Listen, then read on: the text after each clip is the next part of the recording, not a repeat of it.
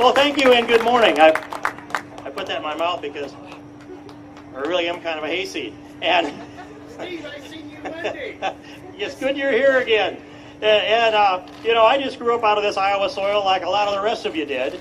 And the generations of my family on both sides go back deep. And I see what's happened in this state and in this country for a long time. And I get to see the shifts along the way and the work that you do and the sacrifice that you do and the kind of state and the kind of country that we built together. And I walked out here in the fair. We were driving through rain coming straight down. And, well, about the time we got about halfway up, the sun came out. And I want to thank Carol because she said, well, because I was here. And it reminded me of we opened up a park in Odebolt. I had an idea to build a green strip park through there. And we did the grand opening in the last Friday in October of whatever year that was. And it was 75 degrees. The air was moving about 2 miles an hour. The sun was out. It was late in the year to try to pick 10 o'clock on a Friday morning and see that kind of weather. And I stepped up before to give a little speech to start the program that we cut the ribbon with. And I said, now, I want to be the guy who takes credit for the weather. And I gave my little speech, and I handed the microphone over to Pastor Johnson, who said, now I'm going to give credit for the weather where it's due. And I think that's the case this morning, too. We give credit for the weather where it's due. And you look across this state, and everything that I have been through, and I've been through a lot of the state over the last few weeks, is green. Some places that you'd like to have a little more rain, some places where we had a little too much rain. But when you see the countryside that we are, I think of the people around the world that have never seen horizon to horizon row crop production that you could drive for hours and look across to the horizon. You'll see corn or soybeans in both directions for hours and hours going across Iowa. That's what we are.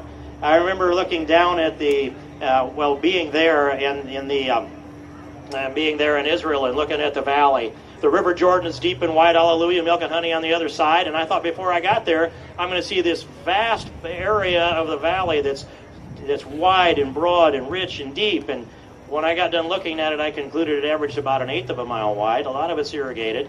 And most of everything around it's sand or dust all the way to the tip of Africa. And so then I came back from there one day, and I got in a plane. I flew then from Reagan Airport across to Omaha. The date was August 9th of 1 year, so about now. I looked down, every mile was green, from the Atlantic Ocean to the airport in Omaha and probably out to the sandhills in Nebraska. Think of that. All new wealth comes from the land. Something green has to come up before something can eat it, before it gets to us on the food chain, and nobody does it better than we do here in Iowa.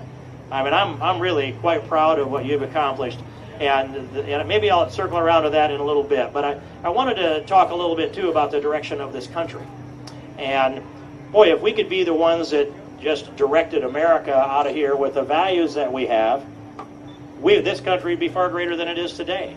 But we have to struggle with some values that are, they know on the East Coast that they're not going to save America. They know on the West Coast they're not going to save America. That's why they come to me in the middle of the night on the floor of the House of Representatives when we've got late votes, and they'll walk up and they'll say, what do they think in Iowa? And so I tell them, but the reason they're asking me is because they want to know that you get it right. They want to know that your hearts are right, that your heads are right. They want to know that it's still rock solid here in the heart of the heartland, and we are the heart of the heartland here in Iowa. That's what they see on East and West Coast. They count on us, and that's one of the reasons why we get to be first in the nation caucus. And we went through a tough battle. 17 candidates on one side, 4 or 5 on the other side. We sorted through all that and made a recommendation to the rest of the country. And as you watch as this unfolds, now we're down to 2 people. One or the other, is, unless barring some kind of tragedy, will be the next president of the United States. And we have challenges ahead of us that we've not seen before. But I remind you, our founding fathers had to conceive of this idea that Providence provided for them. This idea of our rights come from God. They articulated that idea of individual freedom. They had to sell it across the 13 original colonies. And then they had to fight a war. Then they had to write a constitution, ratify a constitution. Then we went through the War of 1812, the Civil War, the Spanish-American War, the First and Second World War, Korea, Vietnam. Here we are today. The rest of that's in our recent memory. We went through a lot, and that does not include the economic challenges that we have had as well. But we came through all of that, and we've risen from every challenge to be stronger. The challenges we have today now, for example, ISIS has declared war on us. we seem to not be able to, as an administration, even speak their name, let alone decide that we're going to defeat them. And I will tell you that in the time that I have paid acute attention to this, we have to defeat ISIS, but doing so by simply going in there and annihilating the caliphate from the air is not going to get the job done. I'm for annihilating that caliphate and any other caliphate that pledges war and death against Americans or takes Americans as hostages. I'm for doing that, but we're not going to win unless we defeat the ideology. Now, be defeating an ideology. When I say that, people will say, well, you can't defeat an ideology. You can't even change an ideology. I take you back to the middle part of the previous century, the Second World War. We defeated the ideology of Italian fascism, the ideology of German Nazism, the ideology of Japanese imperialism, and that was 3 and 3.5 years. And then we took on the Cold War, which began almost immediately. And over the course of 45 years, as Gene Kirkpatrick said, what was going on in the heart of the Cold War was the equivalent of playing chess and Monopoly on the same board. And the only question was, would the Soviet Union checkmate us militarily before we bankrupted them economically? We know how that worked, and their ideology went down too, at least for a time. Well, we have to defeat the ideology of radical Islamic jihad. That's going to take cyber warfare, financial warfare, educational warfare to stop the intergenerational transfer of hatred that they have, building alliances with the moderate countries in the Middle East, like Egypt and President al-Sisi, whom I've met with 4 times in the last 3 years or so, and with the UAE, United Arab Emirates, and with Jordan, and skipping out of the Muslim countries, and with the Israelis. We can then build the kind of effort necessary to defeat their self-confidence and their recruiting ability and their ideology that somehow they believe their path to salvation is in killing us. That's the ideology we need to defeat. We need to have a president that will do that.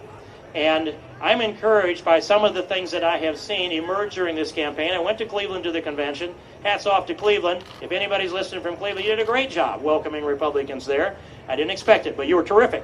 And there, on that night, thanks Cleveland, and also on that night, I shut everything out and I listened to Donald Trump's speech for the substance that was in it, and laid out an agenda for at least the first 100 days of a Trump administration. And on that agenda, almost everything there I agree with, and I think we should commit to working on that agenda.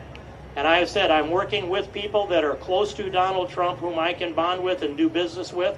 One of them is Sam Clovis, whom most of you know. And Dr. Waleed Ferris, his foreign policy advisor. We met nearly every week there for a while. I haven't talked to him now in a couple weeks. The strategy in the Middle East is something he sees, I see. I've traveled throughout there extensively and I paid attention to it. He understands it. He comes from that area. And so I think there's a strategy coming that can defeat the ideology of radical Islamic jihad. I would say also, on the immigration issue, I don't have any qualms with Donald Trump's position on immigration. We need to restore the respect for the rule of law. We need to secure our border.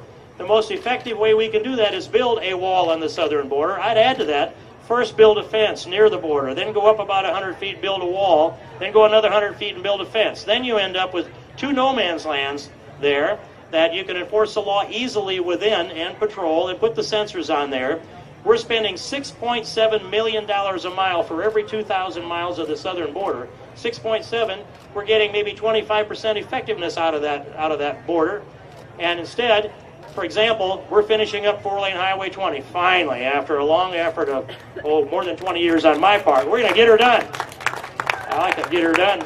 And yet, the cost of that through expensive Iowa cornfields, $4 million a mile. Buy the right-of-way, engineer, archaeological, environmental, grade it, pave it, shoulder it, seed it, fence it, 2 fences, and you get that all finished for $4 million a mile, for about less than 2/3 of what it costs us for each mile every year to guard the southern border, to get essentially nothing out of it except the Border Patrol is now the welcome wagon for people that will come across the Rio Grande River and say, I seek asylum. That's terrible. If we're out of control on who's coming into our country and we're letting people in other countries decide who's coming to America, what kind of management is that? That's got to stop. And by the way, Hillary Clinton has said she would open up the borders more and she would grant automatic citizenship, fast track I should say, fast track citizenship. That just destroys the rule of law. It destroys the American character. If we lose the rule of law, we descend into the third world. We've got to instead restore the respect for the rule of law, and that has been the center of all that I've talked about on immigration over the years that you've known me. And it remains at the center. Restore the respect for the rule of law. It means secure the border. It means end sanctuary cities.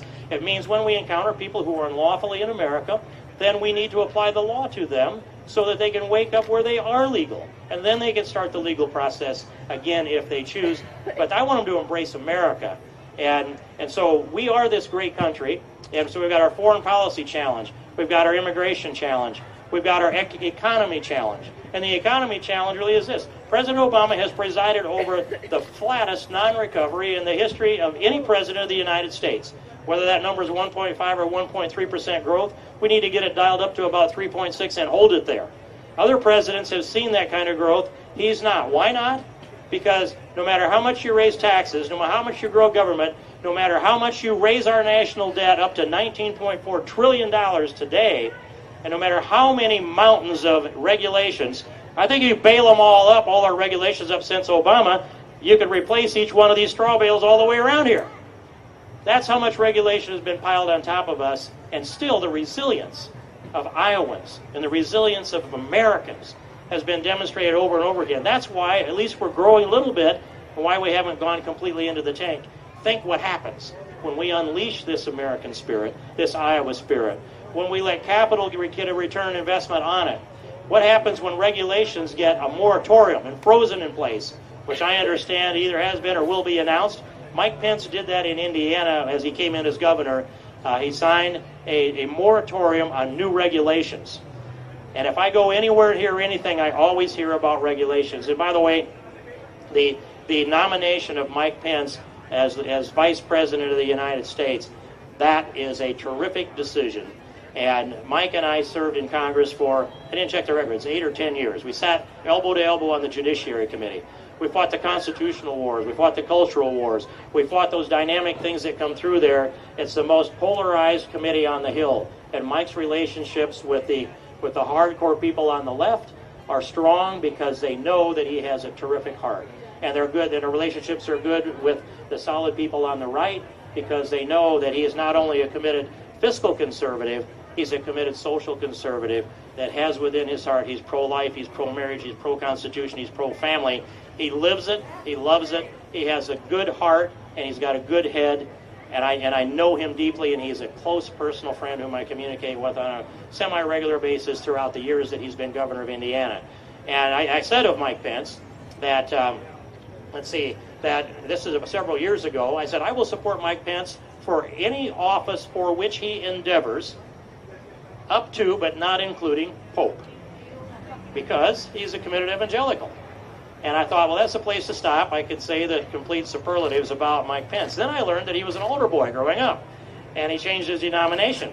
So I, well, okay, if he grew up in the Catholic Church, but you know what? If I'd support him for Pope, he'd have to give up his wife, Karen, and I like her too much. And she's the First Lady of Indiana and poised to be the Second Lady of the United States of America. So I think this is a terrific choice. Mike Pence fills in whatever you might see as gaps in a Trump candidacy, and he adds an element of stability. He's got a deep understanding of foreign policy, having sat on the Foreign Affairs Committee for years, along with the Judiciary Committee. I know where his head and his heart is, and I did an event with him in Sioux City on Monday. It was good to catch up on things and good to see that. So where are we now in this state and in this country? We don't know what's going to happen. Not a lot's going to take place between now and January 20th of 2017. But we will go back into session during September, and we know that the budget runs out on September 30th at midnight. I hope it isn't midnight when finally something is passed and goes to the president's desk. But I'm going to say something gets worked out in the last 48 hours of September so that the funding continues. That's probably the most important thing. Then there are those who want to take advantage of a lame duck session. And a lame duck session is the session that would happen after the election in November, that would have the people seated, some of whom are going to leave the House and some of whom are going to leave the Senate, and they no longer have the endorsement of the voters. I'm opposed to anything large initiatives in a lame duck session, whatever it is. I think we should be responsive and reactive to the voters across this country and this state. And that means that if there's anything that's so urgent that it has to be done before January 20th, we better get her done now before the election instead of wait till after so some people can vote for something they know is going to hurt them and then duck out the door. That's the wrong way to go, and I'm going to be pushing back against anything that might be any big legislation in lame duck session. And then when we get into January of next year, the question becomes, who's going to be the president? Well, I don't know. I don't know. Somebody asked me, give me a definitive answer on that, make a prediction on the election, and I said, it's going to be a landslide, but I don't know who's going to win. I don't think it's going to be close. I don't know who's going to win. So we have to prepare for a couple different scenarios. One of those scenarios is a Trump presidency with an agenda that I think laid out in his acceptance speech in Cleveland, almost all of which I support, and I'm happy to work on that agenda and move that forward. The other one is, if it's Hillary Clinton, we don't agree on very much. And so you'll probably see me become a vocal member of Congress if you should elect me to go back to Washington after November. And so I'll try to break out of my shell if I have to do battle with an agenda that Iowans reject. I'm presuming that's the case. But I also know that I sat across the table with Hillary Clinton eye to eye, and when you're working outside of staff and outside of the press, she is somebody I can work with. So we shall see how that goes. The appointments to the Supreme Court, however, that is the most significant issue that we have. And I've watched as this Constitution has been torn apart piece by piece by a court that was sitting there maybe 5-4 that might break in the favor of the Constitution. If Hillary Clinton makes that appointment, that will be gone. The Constitution will be unrecognizable as we know it. You'll not be able to go back and reference it and read it and understand the promise, the intergenerational contractual guarantee from our founding fathers that has been passed to us, that is our Constitution, will be gone. We're one appointment away of the Supreme Court for that being gone. That's how important this election is.